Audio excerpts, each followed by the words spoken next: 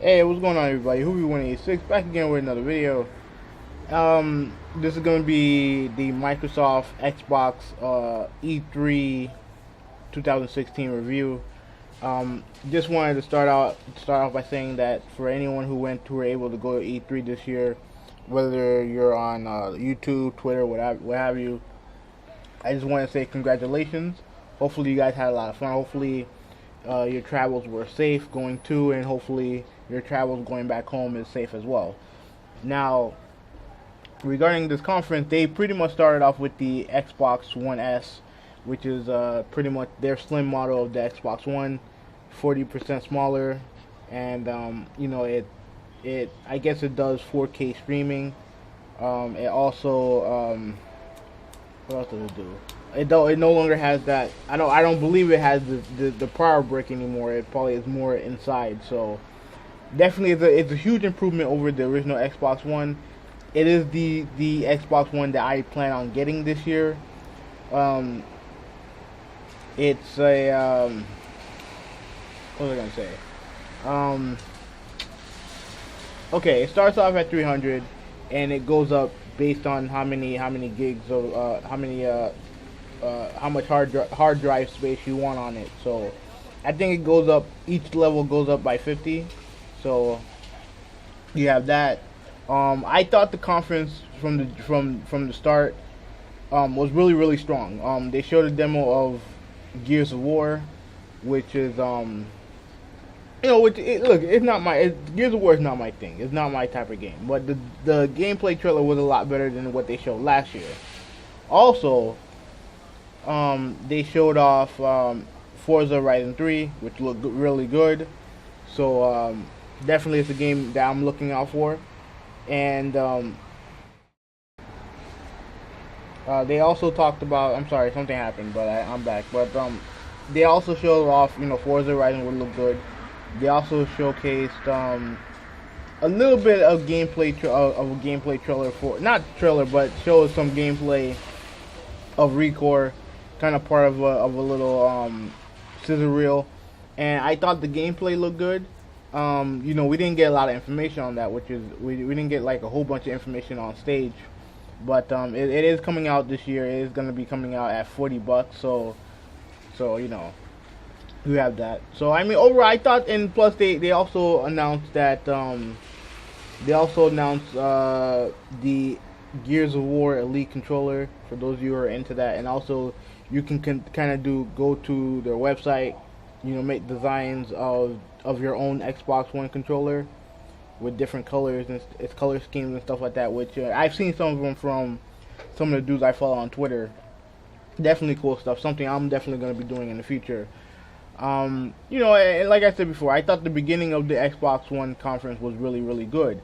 Then it dragged. They showed a bunch of multi-plat stuff. EA came on stage, and they showed off the same fucking trailer that they showed at their E3 conference. But they did announce that EA Access members will get the game, I guess, a couple days early. Access a couple days early. They showed. I'm not going in order, so I just want to let people know that in advance. They showed off Tekken 7, which is gonna be, there was questions earlier on if it was even gonna come out for the Xbox One, but it does. Like my opinion on Tekken 7, I'll do that, and when it comes out soon, well, not soon, but it's close to launch, which is going to be early next year when it comes out. They showcase Scalebound, which is probably the most we've seen of Scalebound so far. And I mean, the game looks cool. It's not, I don't think it's not my type of game either. But it definitely looked cool. It definitely looked a lot better than that fucking Final Fantasy 7 demo. I don't know what the fuck Square Enix was doing with that shit. But yeah, but then they talked about Minecraft, and they talked about this card game that was from Witcher, which is gonna be his own game. And there's a bunch of stuff that I frankly didn't care about. Between that and the multiplayer stuff, which we all know is coming out on multiple platforms, it kind of dragged. And then I think one of the last games they showed was Halo Wars, and again, not my thing. And then near the end, they talked about the Xbox Scorpio, which was something that was heavily rumored for a while, and now it's coming out. It's now let me before I talk about Scorpio, I want to talk about my thoughts on the conference. Now, the conference in itself, I thought was okay. I thought last year's conference overall was better. We didn't really get to see Crackdown, and they didn't really announce any. They didn't showcase any new IPs, to my knowledge. Maybe something that I missed. Hopefully I didn't miss anything. If I'm wrong, let me know in the comment section below. But they didn't really show anything that we didn't already know was coming out, and maybe part of it had to do with the leak that happened before the conference started. I don't know who, some guy was passing around the leaks or whatever, and I saw people retweeting it, and so but they didn't really show any type of really new IPs or whatnot, and but I thought overall, I thought it was a good conference. They did showcase a lot of hardware. They addressed something that a lot of people have been wanting for a while, which is background music, which you're gonna have now. They have their version of communities. I forgot what their version of it is called, but so they announced a lot of good things. You know what I mean? I just thought from a game standpoint it kind of dragged. Now, before I talk about the Scorpio, let me address another thing that they emphasized a lot was Xbox Play Anywhere. Now, this is an initiative for them to kind of have, it's kind of to make the universal Windows platform, kind of make it's essentially them putting the stamp on universal, on UWP, which is the Universal Windows Platform, which is pretty much, if you have a Windows 10 device, you can play your Xbox One games anywhere. You know what I mean? And some people can say, hey, this is pretty much them saying that they no longer have exclusives, like true exclusives. They have what they're calling Windows 10 exclusive, which is pretty much game that can only be played on consoles anyway, on Xbox One, and also on Windows 10 devices. Now, to me, it's something that I think they kind of had to do. I don't know how much money they're losing. I've heard things in the past, and I'm not 100% sure, because it's not something that I inherently look at and care about. But apparently, Microsoft loses a lot of money on the Xbox brand. So, in order for them to really, considering the issues that they've had this generation when it comes to sales, and granted it's not selling poorly but compared to PS4, it's not a good thing. You know what I mean? So you have that, plus you have what I've heard about the Xbox brand in conjunction with Microsoft, that this is the direction that they had to go to, that they had to go in. You know what I mean? Ultimately, if this thing works the way that Microsoft wants it to work, you'll be able to play your games anywhere. You'll be able to, the community will have a greater chance of sticking around, because like you'll since it's crossplay, since PC player will be able to play with console players if the game is multiplayer. It gives the multiplayer more of a chance to survive, because you have more essentially more users available to you. So it's something they had to do. Now, if you're a PC gamer, if you're in and you're looking at maybe purchasing a console, it could very well be a hard sell to sell an Xbox One to a PC only gamer. But I see both sides of it. You know what I mean? On one hand, if you like the Xbox One games, if you like the Xbox games, hey, you get a console where if you're not close to your computer, boom, you got Xbox One right there.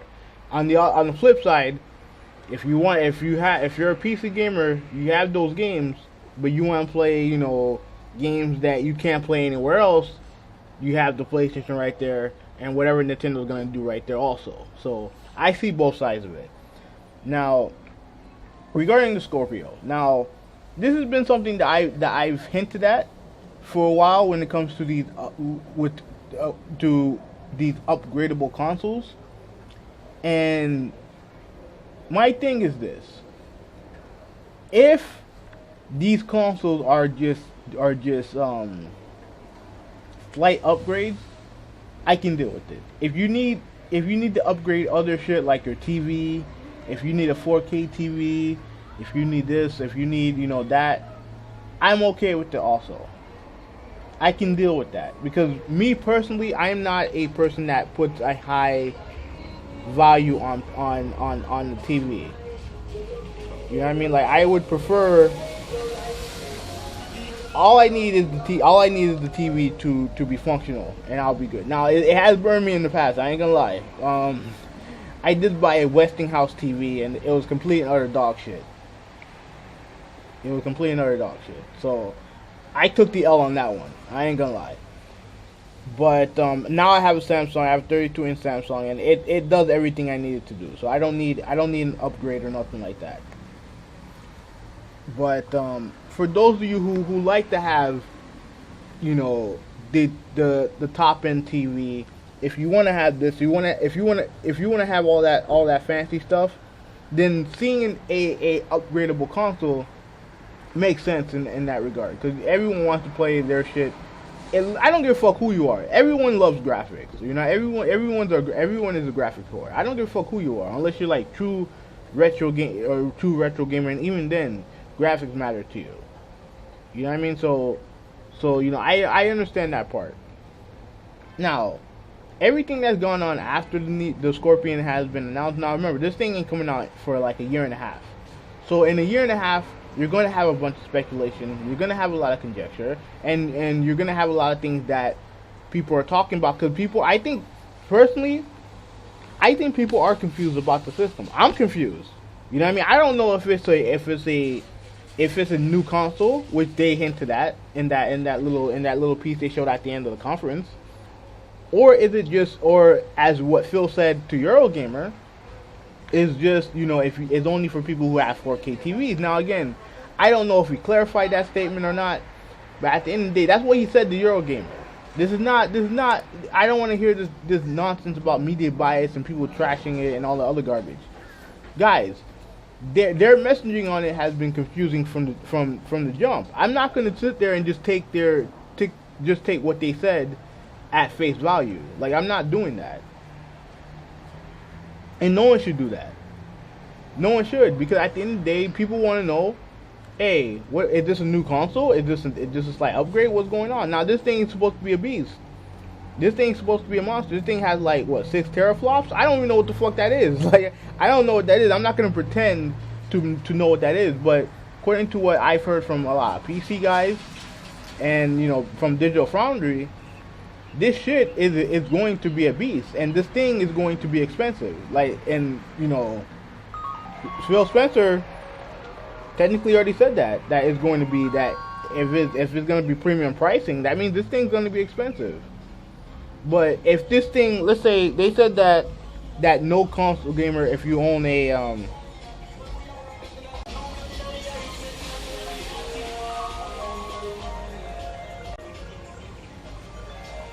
I'm sorry about that. I'm outside doing this, but I could have sworn I paused it. Ah, fuck it. But if this thing's gonna be premium, so this thing's gonna be expensive, and a lot of people are wondering whether or not is this a new console or is this just a slight upgrade. Like, they hinted at it that, you know, it's going to be generationless.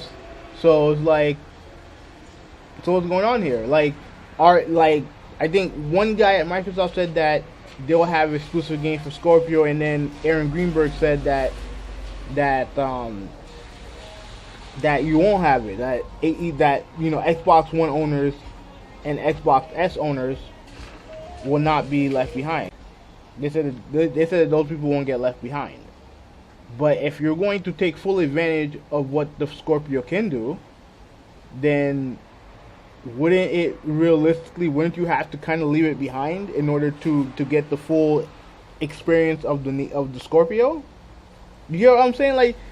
Like you have to wonder about these things, because this console's a year and a half away.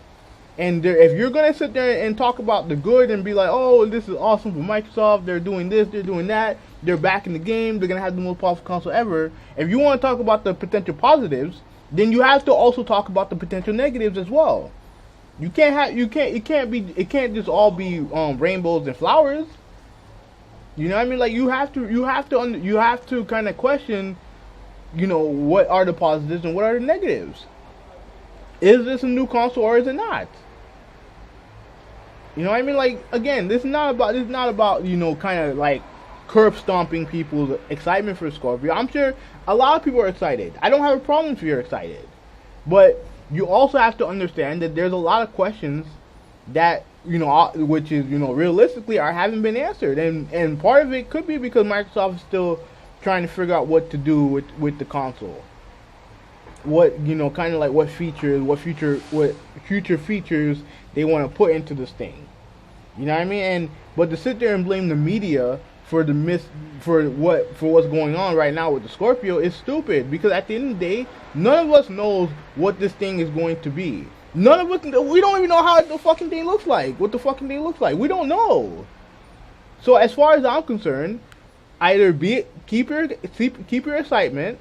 You know what I mean? If news comes out. But at the end of the day, just calm the fuck down. It's not a big deal. You know what I mean? Like, so overall, I would probably give this, on the Fire Pro scale, which I'll have down in the description below, I would probably give this conference a upper mid-card level, which I believe, if I'm not mistaken, that's a C. I'd probably give it a C, maybe more toward the B minus, because they did show a lot of cool hardware stuff, and I thought some of the games that they showed were good. I just thought the middle dragged on a lot, with a lot of stuff that I either already knew about or stuff that I didn't care about. And, you know, obviously the stuff that they showed, most of it is stuff that is just not my thing. But I thought that it was a very good conference, easily so much better than the EA, Ubisoft, and the Bethesda conference. I thought Microsoft did a very good job. So that's pretty much it. Sorry for the video being like fucking 17 minutes long. This is Movie 186. I'm out.